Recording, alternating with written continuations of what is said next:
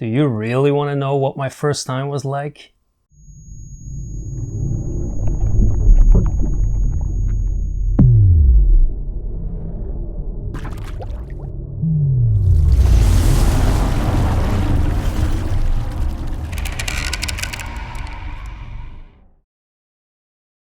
Hello everyone, welcome to the RP Games YouTube channel. My name is Ralph, and today is RPGADAY 2019, day 1. Now I have to start off this video by saying that I might not make a video every day. Unfortunately, I'm struggling with a severe depression, and that causes me to have energy some days, and other days getting out of bed is already a big assignment. So if this is the only video that I make, then for me it's already a victory. So there we go. Thank you very much to Autocratic for setting up RPGADAY once again. I really enjoy this concept, and I hope that I can share a little bit of my passion with you all. The topic for today is firsts, and there are a couple of firsts that I want to talk to you about. How about the first time that I GM'd? And it may sound silly, but there is actually 2 times that I GM'd for the first time. One of them was where I had absolutely no clue what I was doing. And the other one was where I at least had a bit of an idea of what role-playing games should be like. Now, we had a convention in the 90s here in Belgium. The European headquarters for Wizards of the Coast is in Belgium. So we had our own Gen Con Benelux, and I went to that thinking to find a lot of computer role-playing games because that was what I was playing at the time. I don't have to tell you that I was a bit disappointed about the lack of computer role-playing games. I had absolutely no idea that there was such a thing as tabletop role-playing games at that time.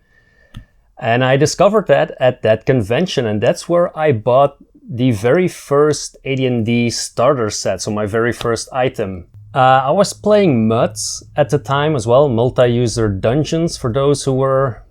I think they're still being played actually, but for those who were there back in the day. Imagine World of Warcraft without the graphics, so purely text-based dungeon crawling on a computer. I was doing that with a whole bunch of friends. I invited them over, and since I bought the box, I was the GM, and I ran them through the introductory adventure. Now, we put out the map on the table, we put the miniatures on the map, and we pretty much played this adventure as a board game, with me just reading aloud, the box text, like literally reading it from the book. And then we would move the miniatures and we would roll some dice. And it was kind of like playing Hero Quest or Descent or one of those dungeon crawling games. Not that there's anything wrong with those games, but if that was what role-playing games is, then I don't think I would have been so passionate about this game for the past 20 years. So luckily, I discovered a gaming store in the city that I was going to school in. And the 2 owners, Koen and Steven, they became very good friends of mine. And they introduced me to what role-playing games were supposed to be like. So they're great storytellers. And we're now about 20 years later. And I still play with Koen regularly. Steven, if you happen to see this video, I would love to have you back at the table again as well. Since it's been about 20 years, our friendship and me being introduced to role-playing games. So why don't we get the old group of the 3 of us together at the table again? I would absolutely love that. That being said, when they introduced me to role-playing games, I noticed what a storyteller can really do. And for me, there was no such thing as the gaming store anymore. It faded into the background, and there was, like imagine this gigantic movie theater screen. And that's what I saw behind the Dungeon Master. Like the scenes that he was describing, my imagination was triggered in such a way that I could just see everything happening. And that's when I got hooked into role-playing games. And I got hooked. So these two rascals, of course, had an evil scheme. They invited me into their group so that they could turn me into the GM and they could play. And it worked. So they kind of forced me, you know, between brackets, into running my first adventure. And so I prepared an adventure. And I prepared some more. And I'm sure that everyone who has GM'd the game is already chuckling because, you know, things tend to not go the way you prepare the game most often. So I came from this computer role-playing background. I had a very linear adventure, and I had it completely written out. Like, this is what I'm going to describe, and this is what the player is going to do, and then I'm going to do this, and then the player is going to do that. And I came to the session with about 5 or 10 pages of material, you know, like completely written out story. Well, let's just say about 5 or 10 minutes into the game, I could just toss all those papers away because not only are my two friends very great storytellers, they're also very creative players. And they were doing a lot of very creative things that I had not anticipated.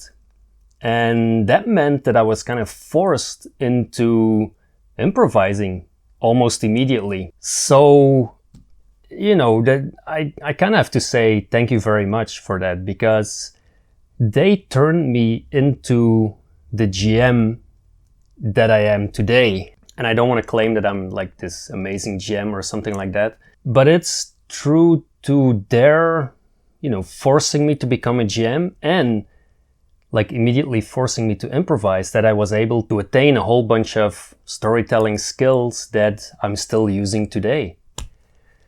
So yeah, thanks for that, guys. That is the first topic that I want to talk about, just like a quick anecdote of my first time GMing. Second topic that I would like to talk about is the first item that I purchased. So I call myself a role-playing game collector these days. And I would say I have a sizable collection. There is plenty of collectors out there whose collection dwarfs mine. But I think compared to most role-playing game enthusiasts, I think I have a sizable collection. Even compared to most gaming stores, I think I have a sizable collection.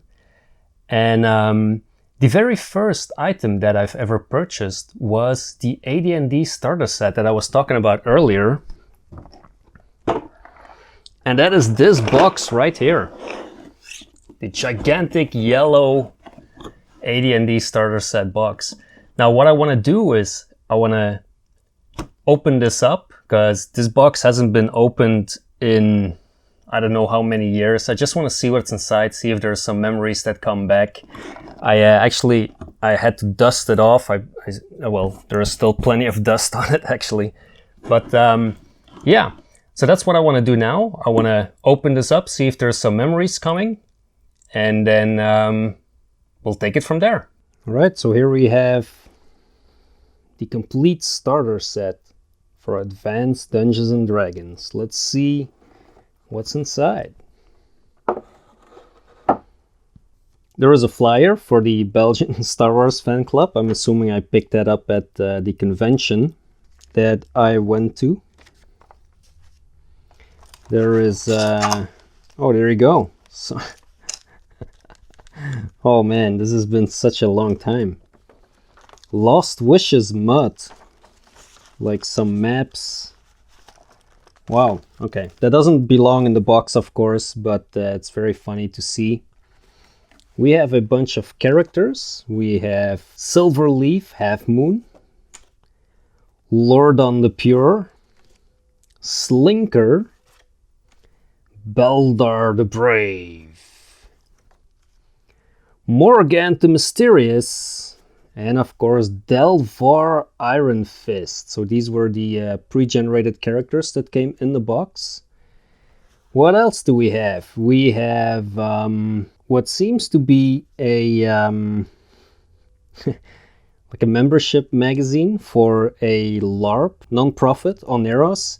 They still exist. They're still organizing LARPs to this day. This, of course, also did not come in the box, but this is very funny to to find. Oh boy. I did some LARPs with them. It was quite fun. But yeah, this is... I had no idea I actually had this. Okay, great. So this is something that actually does come in the box, which is the map of the Tomb of Damara. This was the starting dungeon that I ran the players through. And on the other side, we have the house on Harrow Hill. There are more than one adventure in this set. There is a 1999 TSR catalog. I'm not sure if that came in the box or if I picked that up afterwards. Some good old 90s releases. The Shattered Circle. Oh, that's even different art than the actual one.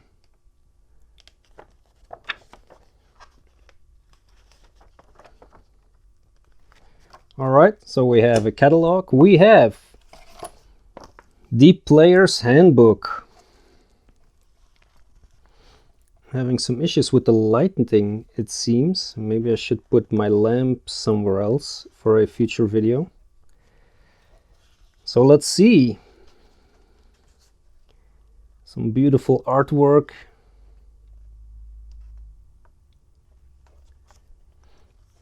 Player characters, figuring out what that means. The rules. No, I'm notoriously rules light as a GM because that's how I was taught the game pretty much. And even if this is only a couple of pages of rules, I think right now I wouldn't even bother reading all that. There are some spells in the back. It's great to see all that.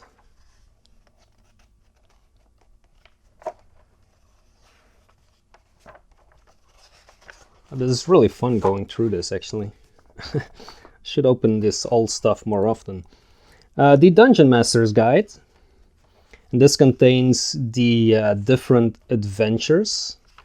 Being a good Dungeon Master. Be prepared, but don't over-prepare, as you could tell from my story earlier. Fairness. Being fair is important. Acting, props, winging it. Yeah, that's what I learned very early on. So, the Tomb of Damara. This was my very first adventure that I ever ran. I don't remember any of it, to be honest. But yeah, so we were just playing with the miniatures on the map, and I was just reading these box sets aloud. I don't remember very much of this adventure, to be honest. I should read it again and run it again, actually. That would be fun. And I think there is there is more adventures in here. This is the town. Let's see, the town of Friedel. Yeah, the Ghost of Harrow Hill. It's another adventure. And then perhaps there is a third one. Or was it just the two of them? Man, I'm sweating like crazy.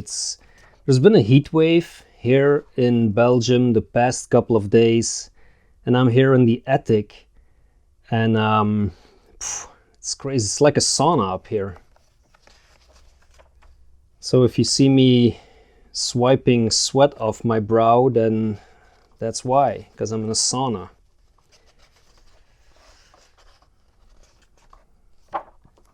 Great.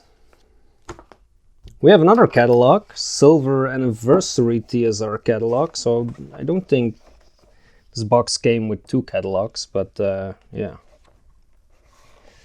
What are the new games? The Priest Spell Compendium, Volume 2, Carnival from Ravenloft. Some great old releases in here. Bastion of Fate, also with different art than what's actually on the book, if I'm not mistaken.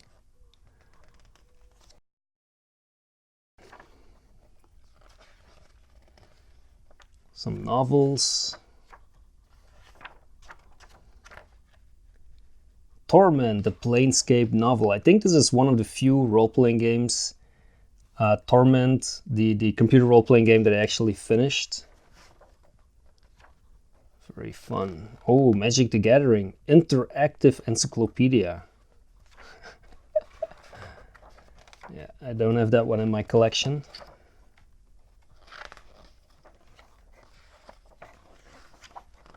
Alright, that's fun.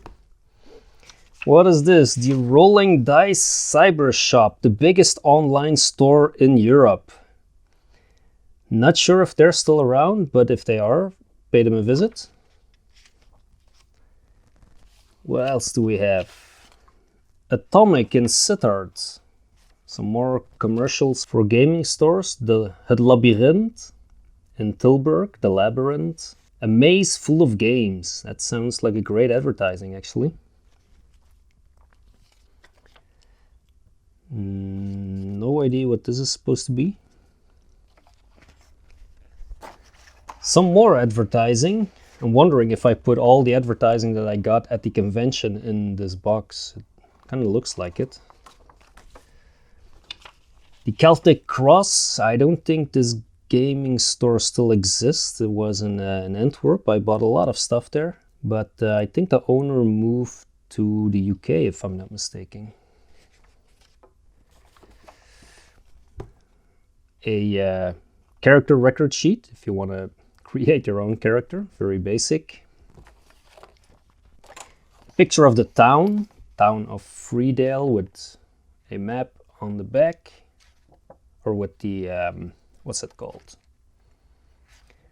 The thing that explains the numbers on the map. I'm blanking on the name right now.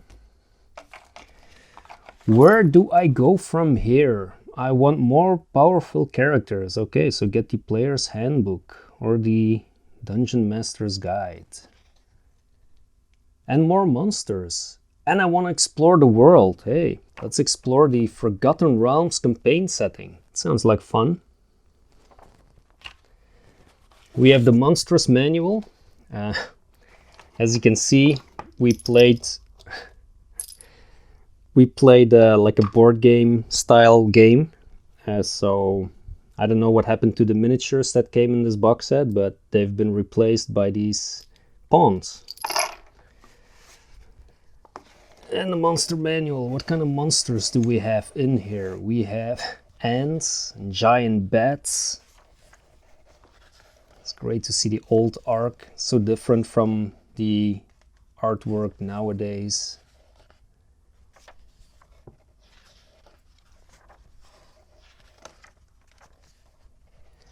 I wish I remembered more of that first session of running through this dungeon. But yeah, it wasn't a very memorable thing, apparently. There's plenty of games that I still remember from like 20 years ago, but this one wasn't one of them. And then the last booklet in this box, and I don't think that came with the box either, but handleiding voor de beginnende rollenspelers. So this is basically Kind of like your player's handbook, but then in Dutch. Join the RPGA. There used to be like a subscription slip there, which I filled in, and I joined the RPGA back in the day. First steps in the world of Dungeons and Dragons. What is a role-playing game? Explanation on the different dice. The different statistics. And it's really cool that I have this in Dutch. I don't think there's many of these around still.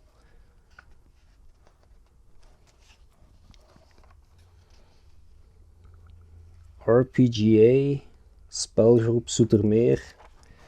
That's very fun to see. 4 characters.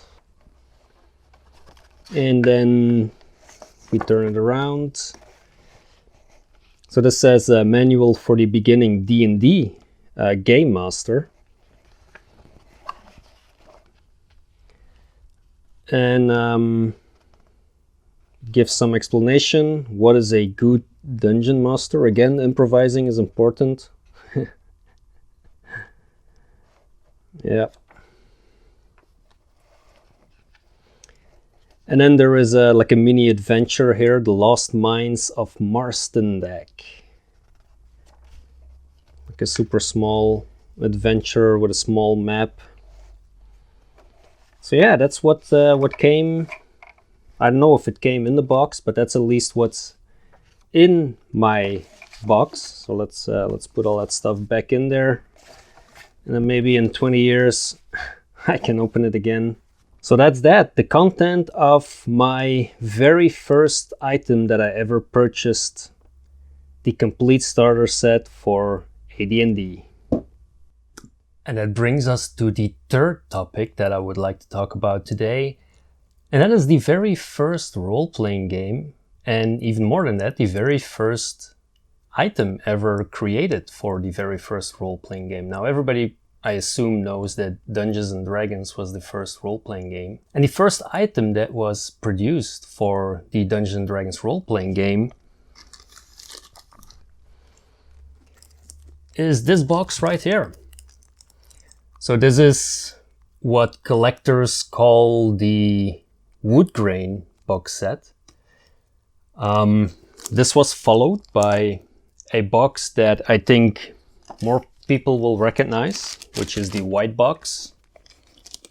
Let's put them on the table as well. There is another printing of the white box, which is the original collector's edition.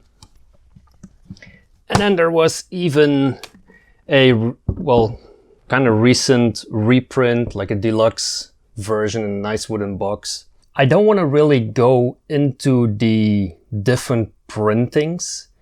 If you're interested in that, there is an amazing website called the Achaeum.com. I will put a link in the description. And this is like really like a knowledge compendium for early Dungeons and Dragons releases, which lists all the different printings of the modules and all these boxes and how to recognize them. There's also a great forum attached to that website where you can ask questions about D&D collecting and even a whole bunch of other role-playing game collecting. There's a non-TSR section on the forum. There's people who collect Dungeon Crawl Classics or Call of Cthulhu or Lamentation of the Flame Princess. I mean, there's so much knowledge on that forum that if you're a collector of role-playing games, you really need to check that out. I'm also going to link to a video by John Peterson. And John Peterson visited Bill Meinhardt, who is, in my opinion, maybe in everybody's opinion, one of the most prolific fantasy RPG collectors ever, probably. I've only seen his collection on pictures and in video, but it's incredibly impressive. And he has about like 10 or 12 of these and a whole bunch of these white boxes as well. And in that video, Bill explains as well how you can recognize the different printings of the original Dungeons and Dragons. Now, the other person in that video is John Peterson, and he is a D&D historian, so to speak. And he wrote this amazing book, which I also want to highlight, which is called Playing at the World. If you are at all interested in the history of Dungeons and Dragons, this is a must-read. This goes back to the days of the wargaming communities where Gary Gygax and Dave Arneson came from, pretty much. It looks at how we went from wargaming, from playing with an army to playing with like a single figure to the whole dungeon crawling. It investigates the fantasy literature at the time to see where the creators of Dungeons and Dragons got their ideas, where some of the spells or classes or magic systems or things like that came from. It looks at the rules from the very early settings. So this is really a massive tome, as you can tell. I haven't even finished it yet, but it's really an amazing read. I'll put a link in the description for this one as well. This is really highly recommended literature for everyone interested in D&D history. So what I would like to do now is I just want to open the box. This is a third printing. The prices of the first printings are kind of through the roof at the moment. So I just want to open this one as well, show you what's inside, and let's do that right now. All right, and then let's take a look at this beautiful box right here. Let's put it correctly from the camera. So this is supposed to be a third printing, although the sheet here is not going to the bottom of the box. But as you can tell, it's in remarkable good condition, actually.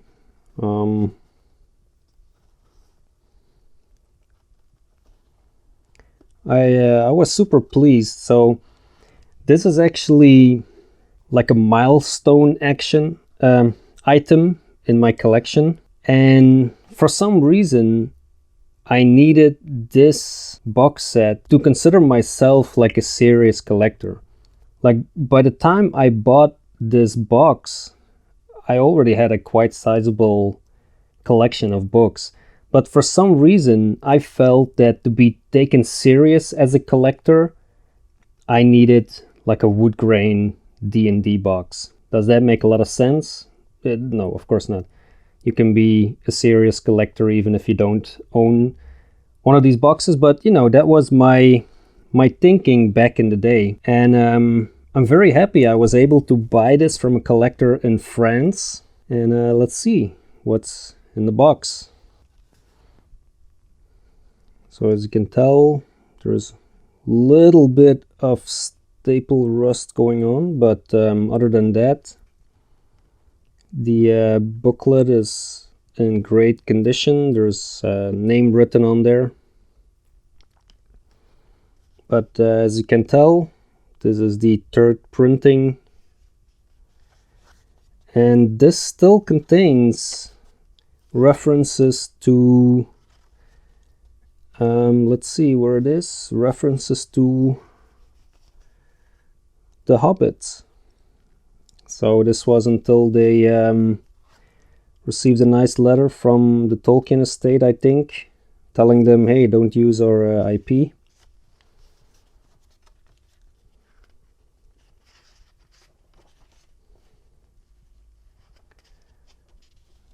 very fun, actually. I should really read this in detail. I'm quite curious if I would have gotten this one as the first box ever, like as my first role-playing item, if I would have understood what the game was about, how it was supposed to be played. So that is Men and Magic. Then there is Volume 2, Monsters and Treasures.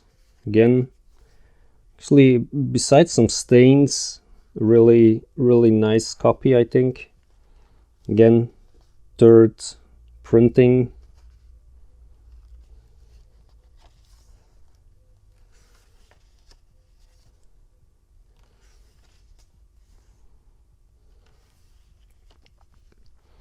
The Balrog. If you see the Lord of the Rings movies, it differs a little bit from this artwork. But yeah, big S's. There's a few notes here and there, but nothing major. Medusa here doesn't look that terrifying. So that is Monsters and Treasures. And then there is the Underworld and Wilderness Adventures. Again, really nice copy, like a small stain here and there, but I was super happy with the way it looked. And this was easily the most expensive item that I have purchased. It's the most expensive item in my collection, and it is, I think, the most valuable item in my collection as well, easily.